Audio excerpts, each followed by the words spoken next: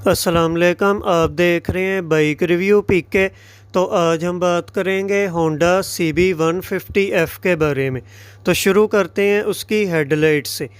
जो उसकी हेडलाइट में आपको लाइट मिलती है वो एक रॉड मिलता है कि जो वो ना रात के टाइम आपको काफ़ी अच्छी ब्राइटनेस वो देता है। ठीक है, तो एक बात आपने उसकी याद रखनी है कि उसमें जो रॉड होता है ना, हेलोजिन बल्ब वाला रॉड होता है, ये H2 या H4 कैटेगरी में आता है, H3 भी आप कह सकते हैं। ये जो रॉड है ना, ये होंडा CB150 का रेस पर है। जैसे ही आप रेस तेज़ करेंगे इसकी ब्राइटनेस बढ़ने लग जाएगी, जैसे ही आप रेस छोड़ेंगे ये डिम होने लग जाएगा, मध्यम होने लग जाएगा। ठीक है, ये रेस पर होता है, लेकिन वैसे इसकी आप ब्राइटनेस की बात करें तो काफ़ी अच्छी है। अगर आप कई बार मेन पर जा रहे हो तो ये काफ़ी आगे से ना क्लियर दे देता है, रास्ते को ना दिखा देता है कि क्या है क्या नहीं। और इसके फ्रंट मगराड की बात करें तो इसका जो मगराड है वो हार्ड शाइनिंग प्लास्टिक का बना हुआ है। ठीक है, वो फ्लेक्सिबल है, वो अगर आप कहीं लगे भी ना आपका तो वो इतनी जल्दी टूटता नहीं है, वो फ्लेक्स हो जाता है। तो कहीं भी आपका खुदा ना खास्ता बाइक अगर लग जाता है तो वो जल्दी टूटता नहीं है। फ्रंट टायर की अगर हम बात करें तो 80/100 का फ्रंट टायर मिलता है, 80 इंच के लोअर रिम के साथ। तो डिस्क ब्रेक की बात करें तो disc brake double piston caliper disc brake है। तो फ्रंट टायर की अगर ग्रिप की बात करें तो CD70 वाला पैटर्न दिया हुआ है CB150 में। तो ये एक मुझे लगी है थोड़ी सी चीज़ कि ये स्लिप होने का ना इसका ज़्यादा ख़तरा होता है। अगर ये G वाला दे देते या YBR वाला फ्रंट टायर दे देते हैं ना तो स्लिप होने का ख़तरा नहीं होता, लेकिन इन्होंने CD70 वाला पैटर्न दिया हुआ है। तो बैक टायर की बात करें 90/90 का आपको बैक टायर मिल जाता है, 18 इंच के लोअर रिम के साथ।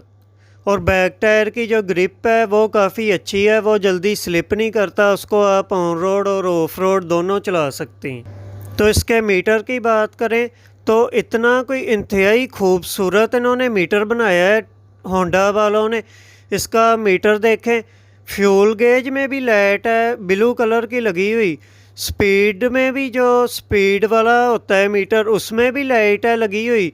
ठीक है, जो RPM वाला मीटर है उसमें भी ये लाइट लगी हुई। आप इसका देखेंगे दूर से मीटर आपको ऐसे लगता है जैसे आप किसी गाड़ी का, जैसे स्विक कार नहीं है या न्यू जो हायाबुसा आई है, ये आप देख रहे होंगे दोनों का मीटर, ये स्विक कार का है और ये CB150 का है, ये हायाबुसा का है। ये आप मीटर देखें, तीनों के मीटर ऐसे हैं जैसे सेम है, इतना ही कोई निहायत खूबसूरत है। और सबसे बड़ी बात जो इनके मीटर में शीशा है लगा हुआ, उस पर जल्दी स्क्रैच नहीं आता। ठीक है, जो आजकल बाइक आ रही हैं उस पर प्लास्टिक इन्होंने कर दिया है, उस पर स्क्रैच आ जाता है। नीचे की तरफ इनके जो गियर हैं 1 2 3 4 5 तक जाते हैं नीचे से ऊपर, वो भी देखने को आपको बड़े खूबसूरत लगते हैं। और इसके लॉक की अगर हम बात करें तो जहाँ पर आप चाबी लगाते हैं उसके साथ एक शटर लॉक दिया हुआ है, चाबी के ऊपरले हिस्से पर उसका ही चाबी बनाई गई है। वो चाबी से शटर आप ओपन करेंगे तो आपकी चाबी अंदर लगेगी, यानी कि CB150 में दो दो लॉक के ऑप्शन है। ये काफ़ी अच्छा किया है इन्होंने। और टॉप स्पीड की इसकी बात करें तो 140 तक की टॉप स्पीड आपको लिखी हुई तो नज़र आ जाती है मीटर के अंदर, लेकिन ये 140 तक जाता नहीं है। कई लोग कहते हैं मेरा 100 तक गया है, कई लोग कहते हैं मेरा 120 तक गया है, और कई तो ये भी कह देते हैं कि मेरा 140 तक ही गया है। तो आप कमेंट करके बताएं कि अगर आपके पास CB150 है तो आप कहाँ तक उसको टॉप स्पीड को लेकर गए हैं। तो इसकी ग्रिप की बात करें अगर हैंडल की तो उसमें आपको बैलेंसर मिल जाता है, जो आपके मोडों में और आपके बाजुओं में जो इसकी वाइब्रेशन जाती है वो वाइब्रेशन जाने से आपको कंट्रोल करता है और आप इतनी जल्दी थकते नहीं हैं। वो बैलेंसर की जगह वो बैलेंसर है ना जो उसके अंदर वो वाइब्रेशन सारी चले जाती है, आपकी बाजुओं में नहीं आती। तो सबसे इसके जो मज़ेदार फीचर की बात है वो है इसका डिपर। जो CB150 में है ना, वो आपको एक अदर डिपर मिल जाता है जो रात को उसका शशका भी है और कहीं उसका फ़ायदा भी बहुत है। अगर आप कहीं जा रहे हो, अगर आपको कहीं आगे से गाड़ी को पीछे करना हो तो आप डिपर दे सकते हैं। तो इसके टैंक की बात करें, 13 लीटर का इसका टैंक है। आप 13 लीटर का इसका टैंक में पेट्रोल डलवा सकते हैं। तो 1.5 लीटर जब रह जाता है तो वहाँ पर यह ज़रब पर चल जाती है, फिर ये आपको बता देती है कि इसमें 1.5 लीटर पेट्रोल रह गया है, तो आप टैंकी फुल करा लें। तो ये ज़रब लग जाता है, इसका 1.5 लीटर पर ज़रब है। अगर इसकी सीट की बात करें तो इसकी सीट बहुत ज़्यादा सॉफ्ट सीट है।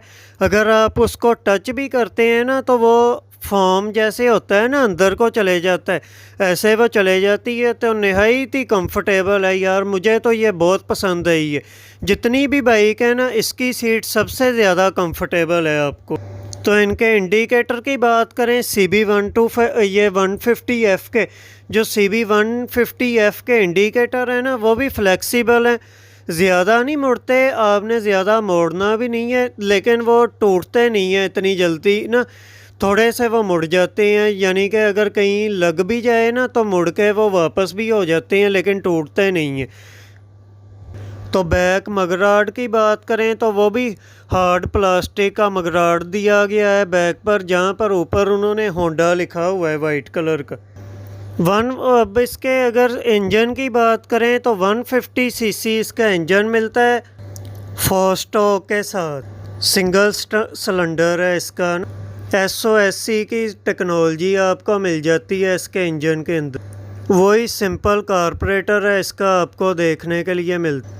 इसके अलावा ये एक एयर कूल्ड इंजन है और शुरू से लेकर अब तक इसमें बैलेंसर शेफ्ट भी दिया गया है जो आपकी वाइब्रेशन को कंट्रोल करता है। इंजन ज़्यादा वाइब्रेट नहीं करता, वाइब्रेशन ही आपको देता। थोड़ी बहुत ये आपको वाइब्रेशन देता है, लेकिन उस हद तक नहीं यार देता जितने दूसरे बाइक देते हैं ना। तो इसमें बैलेंसर का ये एक बहुत बड़ा फ़ायदा है।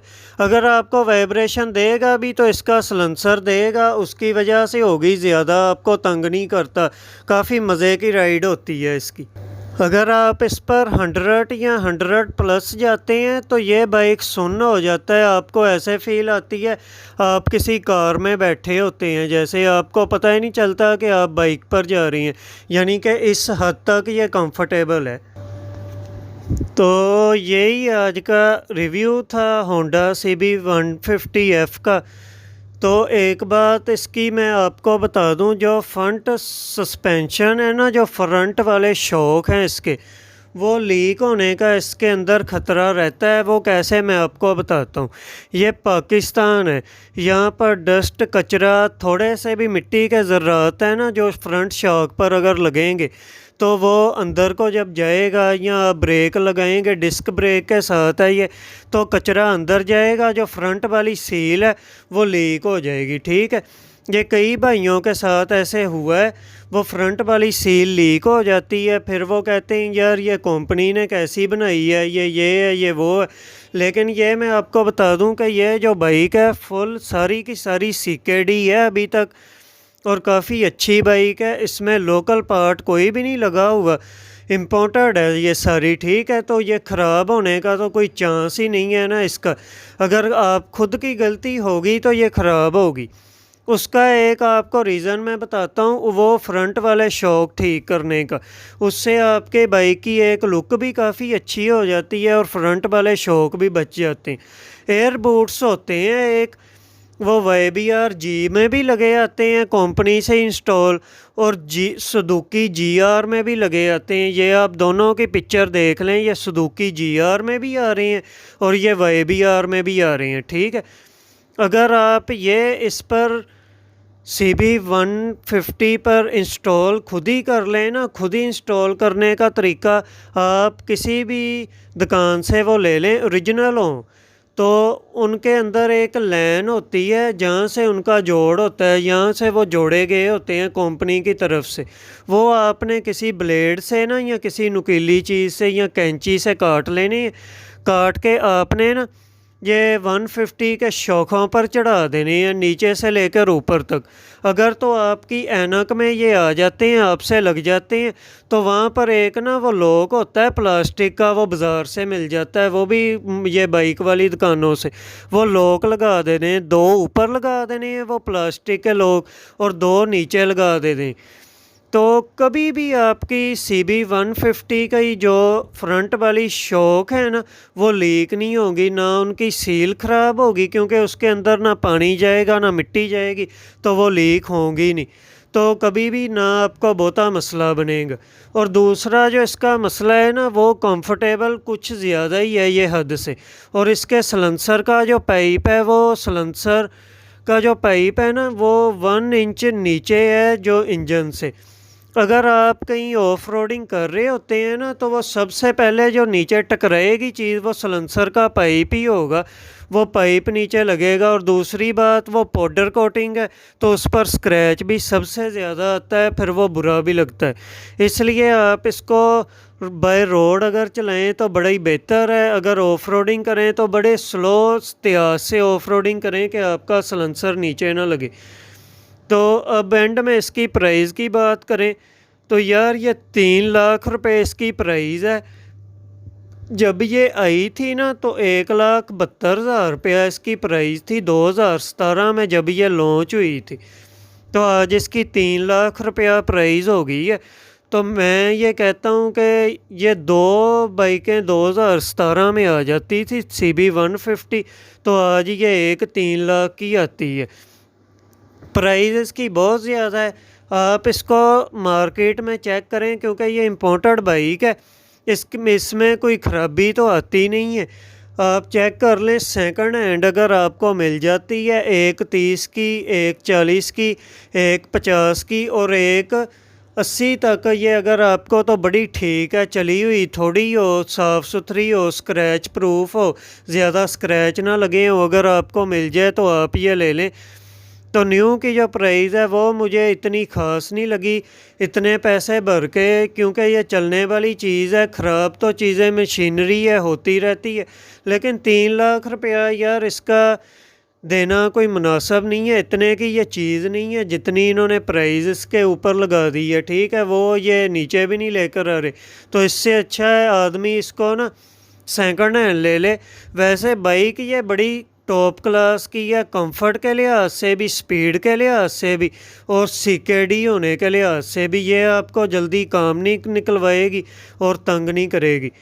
यही आज की हमारी वीडियो थी। हमारे चैनल को सब्सक्राइब करें, लाइक करें, शेयर करें अपने फैमिली मेम्बर के साथ, और हमें कमेंट में बताएं कि वीडियो आपको कैसी लगी, और आप और किन बाइक की वीडियो देखना चाहते हैं या किसी का कंपैरिजन करना चाहते हैं, हमें कमेंट में बताएं। शुक्रिया, अस्सलाम वालेकुम।